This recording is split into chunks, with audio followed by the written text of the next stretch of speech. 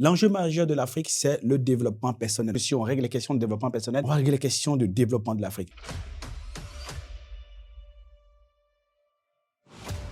Quand tu t'es développé personnellement pour avoir du confort matériel, mental, intellectuel, stratégique, émotionnel, spirituel, à partir de cet instant, tu n'es pas obligé de dire que tu dépends de quelqu'un. Il faut un minimum de confort pour pratiquer la vertu.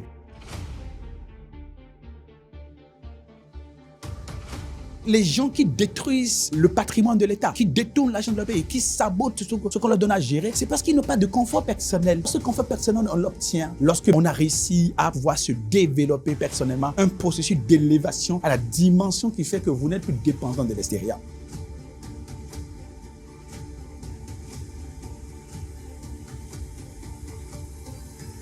Hey, salut, je suis Emmanuel et c'est un plaisir pour moi de vous retrouver pour ce nouveau numéro de votre podcast « Qu'est-ce qui arrive à votre vie ?» Le thème de notre épisode d'aujourd'hui, c'est l'enjeu majeur de l'Afrique, c'est le développement personnel. Oh, développement personnel encore? Ben oui, développement personnel. Et pourquoi est-ce que je suis convaincu du fait que si on règle les questions de développement personnel, on va régler les questions de développement de l'Afrique? Je me rappelle un jour, j'étais allé voir un premier ministre d'un pays qui m'a invité à prendre un café avec lui un samedi matin. Il était assez, on va dire, dégagé. Moi aussi, j'étais assez dégagé. On avait la possibilité d'échanger longuement et largement. Et puis, on était en train de discuter et on s'est posé une question essentielle. Mais comment se fait-il qu'on nomme un ministre et que la première des choses qu'il a envie de faire, c'est de voler de l'argent? Et nous en sommes arrivés en discutant, lui et moi, à une conclusion. Je lui ai dit, tiens, toi, je ne t'ai jamais entendu dans une affaire de tu as volé l'argent là, tu as volé. Il dit, non, que lui n'est pas intéressé. Il dit, mais comment ça, tu n'es pas intéressé? Il m'a dit, non, il n'est pas intéressé parce que, d'ailleurs, mais qu'il comprend les gens qui volent. Et qu'ils ont vraiment des défis de management de soi et de développement de soi. Bon, il n'avait pas parlé de développement personnel. Je suppose que voilà, ce n'était pas quelqu'un qui était très orienté au développement personnel. C'est beaucoup plus un cartésien, économiste cartésien. Et puis, en creusant un petit peu, on est tombé, lui et moi, sur une phrase des Romains qui dit qu'il faut un minimum de confort pour pratiquer la vertu. Il faut un minimum de confort pour pratiquer la vertu. C'est genre, tu mets un chien devant de la viande. Par respect pour le propriétaire que tu es, son patron que tu es, son master que tu es, le chien va faire attention à ne pas manger la viande. Jusqu'à ce qu'il ait faim. Tu vois. Et à partir du moment où il va avoir faim, il va commencer par regarder la viande et à un moment donné, il sera tenté donc, du coup, de prendre. Donc, il faut un minimum de confort pour pratiquer la vertu. Donc, quand une personne qui vient directement du village, qui a fait l'université, a une bourse, il revient docteur, etc., il enseigne en tant qu'enseignant depuis longtemps. À gauche et à droite, il a des cours dans les universités privées, 10 000 francs à l'heure, 15 000 francs à l'heure. Il se débrouille avec 1,5 million par mois. Et puis, du jour au lendemain, il se rend compte que le budget de son ministère, eh bien, c'est 50 milliards de francs CFA, c'est 100 milliards de francs CFA, c'est 300 milliards de francs CFA du jour au lendemain. Et puis, il n'a pas encore conçu chez lui. C'est ça le point le plus important. Il n'a pas encore conçu chez lui, il n'a pas encore de chez. Et subitement, il voyage en business class, il voit plein de gens qui sont autour de lui. Même lui, qui ne passait même pas pommade, il fait pédicure, manicure, ses cheveux sont bien arrangés, tu vois. Bon, tu comprends que cette personne, c'est normal que la personne soit tentée de voler l'argent de l'État. Parce qu'il n'a pas le confort, tu vois. Mais en réalité, ce confort qu'il n'a pas, c'est un confort matériel. Mais il y a également le confort mental, il y a le confort émotionnel, il y a le confort spirituel, le confort stratégique, qui nécessite par exemple que cette personne soit en mesure de pouvoir se dire le fait que je ne prenne pas dans l'argent de l'État ne m'empêche pas de gagner de l'argent. Le fait que je ne prenne pas dans l'argent de l'État ne m'empêche pas de gagner de l'argent. On appelle ça un confort spirituel. C'est un confort stratégique. Je vous donne des exemples simples. Lorsque moi j'ai fini un cours, l'une des choses que je peux faire facilement, c'est que je partage le PDF avec les gens. Pourquoi? Parce que j'ai le confort stratégique et spirituel. Je conçois que lorsque je donne aux gens ce que j'ai des idées pour avoir, n'est-ce pas, de nouveaux contenus. Ça, c'est le confort spirituel. Mais il y a le confort stratégique qui fait que je suis conscient d'une chose. C'est quand je vais donner aux gens ce que j'ai, que, eh bien, je saurai qu'eux et moi, on est au même niveau, ce qui va me pousser à aller rechercher de nouveaux contenus qu'il va venir partager. On partage gratuitement, même dans un premier temps, dans un inconfort de besoin de continuité, mais dans un confort stratégique, parce qu'en fait, c'est qu'à partir de cet instant que je m'oblige à aller chercher de nouvelles idées, je m'oblige à aller créer de nouveaux contenus pour pouvoir, donc, du coup, aller de l'avant. Je n'ai pas peur, par exemple, de former une personne qui devienne mon concurrent. Pourquoi? Parce que j'ai le confort stratégique. Le fait d'avoir quelqu'un qui fasse mieux que moi me montre que je n'y suis pas et que je dois donc, du coup, faire de meilleures choses pour aller de l'avant. Vous comprenez pourquoi est-ce que je dis que l'enjeu majeur de l'Afrique, c'est le développement personnel.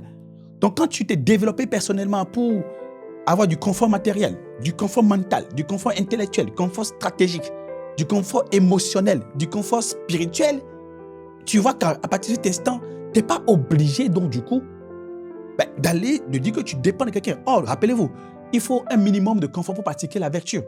Donc, les gens qui détruisent le patrimoine de l'État, qui détruisent l'argent de leur pays, qui détournent l'argent de leur pays, qui sabotent ce qu'on leur donne à gérer, c'est parce qu'ils n'ont pas de confort personnel. Or, ce confort personnel, on l'obtient lorsque, bien évidemment, on a réussi à pouvoir se développer personnellement, un processus d'élévation à la dimension qui fait que vous n'êtes plus dépendant de l'extérieur. D'où le point important pour moi, pourquoi est-ce que je suis convaincu que le développement de l'Afrique ou l'enjeu majeur de l'Afrique, c'est le développement personnel. Alors, normalement, lorsque tu es personnellement développé, tu es dans ce qu'on appelait donc du coup le confort mental et par ricochet le confort émotionnel et stratégique. Cela passe par un principe qu'on appelle le principe de la responsabilité à 100%. C'est-à-dire que tu es convaincu que si ça ne va pas bien chez toi, eh bien, cela n'a rien à voir avec qui que ce soit. Ça a tout à voir avec toi-même. Ça a tout à voir avec ta capacité à te régénérer, ta capacité à apprendre, ta capacité à aller créer, ta capacité à aller développer, ta capacité à aller choisir de faire ce qui te permettra de créer à nouveau de la valeur. Par exemple, tu ne comptes pas sur l'État pour favoriser l'environnement des affaires, pour pouvoir développer ces affaires.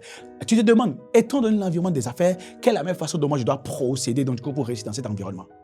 Tu ne comptes pas sur l'État pour toi, par exemple, te créer un emploi. Tu ne comptes pas sur ton directeur général pour pouvoir augmenter ton salaire.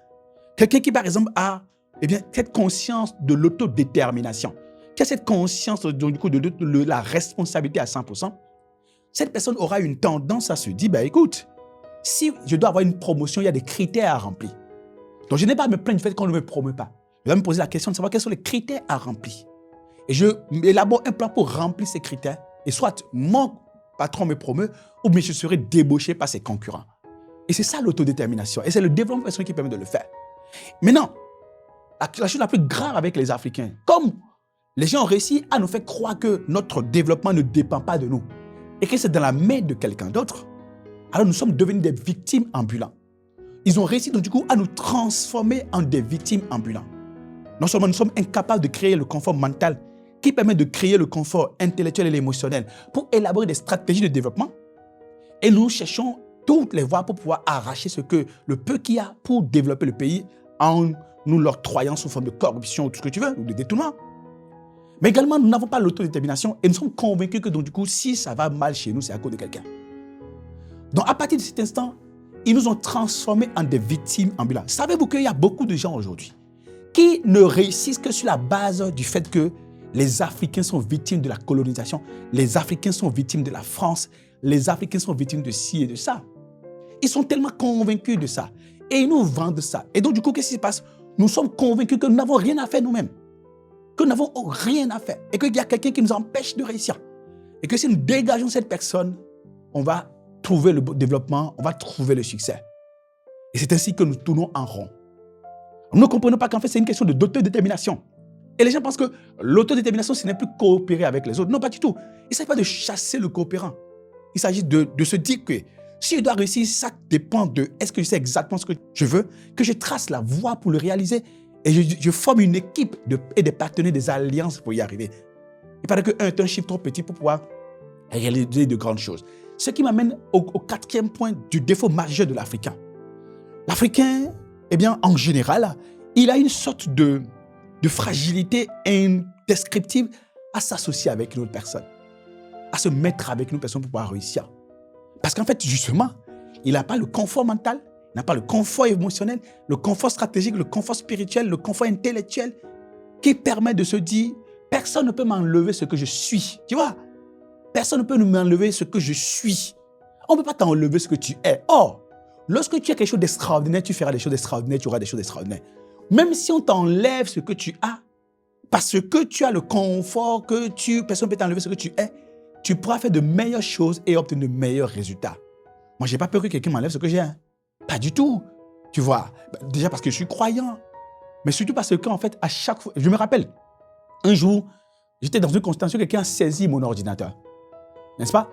Et il était convaincu que si la personne saisit mon ordinateur, c'est un ami, hein, il est venu chez moi, il a recueilli mon ordinateur et puis il est parti. Et il dit, tiens, moi, je n'ai pas de vie, moi, j'ai le confort mental, le confort intellectuel, le confort spirituel, le confort émotionnel et stratégique qui fait que tu m'enlèves un ordinateur. Bon, surtout même aujourd'hui, tout est dans le cloud. Enlève l'ordinateur et tu n'as rien pris. De la même manière, tu as enlevé l'ordinateur, mais tu ne m'as pas enlevé moi-même. Même si tu m'enlèves, je vais créer de nouvelles choses, je vais créer tellement de choses. Donc, du coup, ce que toi, tu as fait là, ça ne fait ni chaud ni froid. Pourquoi? Parce qu'il faut un minimum de confort pour pratiquer la vertu. Tu vois, est-ce que tu es prêt à travailler pour pouvoir assurer le confort mental, émotionnel, spirituel, intellectuel, stratégique? Est-ce que tu es prêt à tout déterminer pour que plus jamais tu ne sois victime de qui que ce soit? Est-ce que tu es prêt à arrêter de croire à ceux qui viennent te dire que c'est à cause de X, Y, Z que tu ne t'en sortes pas? Est-ce que tu es prêt à te dire que tu dois t'asseoir pour pouvoir te développer mentalement, émotionnellement, spirituellement pour pouvoir aller de l'avant? Et que si tu veux gagner des milliards, il faut que tu puisses travailler à développer la conscience de milliardaire. Et tu y arriveras aussi. C'est quelque chose à laquelle je crois. Et c'est que n'importe qui peut travailler à ça. Je travaille depuis longtemps et je n'ai rien à envier à qui que ce soit, encore moins les gens de l'Occident, je dirais même les Blancs, on va dire que je fais du racisme. Non, pas du tout. Je n'ai absolument rien à envier.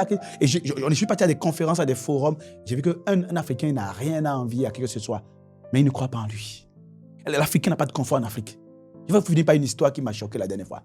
La dernière fois, j'étais à Abidjan et en face à Makori, au Novotel Makori. Et puis, on sort. Mon collègue et moi, Samson Kapo, on devait aller jouer au tennis. Et puis, quelqu'un nous approche. C'est un Kenyan. Il a dormi dans la rue pendant plusieurs jours. Pourquoi?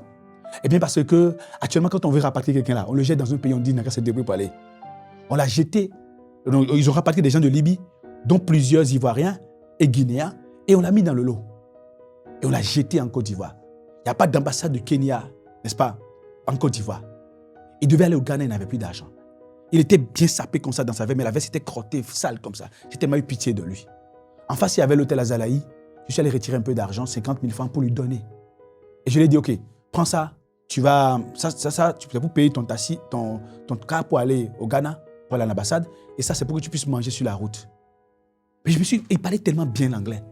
Et je me suis dit, mais comment ce gars, il peut penser un seul instant qu'il ne peut pas se développer en Afrique et qu'il faut qu'il se retrouve dans des conditions pareilles. Ce qu'il a souffert pendant des nuits et des jours à Abidjan, en Libye, il aurait pu juste accepter, subir ça en travaillant sur son ordinateur, en veillant. Il aurait pu accepter ça et réussirait, n'est-ce pas, au Kenya, à Nairobi ou n'importe quelle ville du Kenya.